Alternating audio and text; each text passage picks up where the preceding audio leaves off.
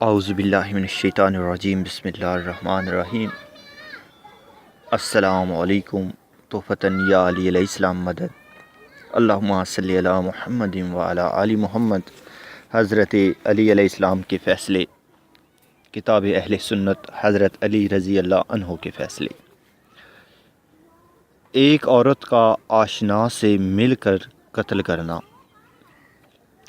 روایت ہے کہ ایک شخص کو باپ کی زوجہ اور اس کے ساتھی نے قتل کر دیا، اور یہ معاملہ فیصلے کے لیے حضرت عمر کے سامنے پیش کیا گیا۔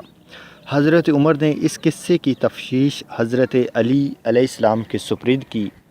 حضرت علی علیہ السلام نے فرمایا، اگر چند لوگ مل جائیں اور ایک اونٹ چرا لیں اور اسے مار ڈالیں، اور ایک چور اونٹ کا ایک حصہ لے اور دوسرا چور دوسرا حصہ لے جائے، تو اس طرح وہ سب کے سب چوری کے عمل میں شریک ہوں گے اور تمام کے ہاتھ کاٹے جائیں گے۔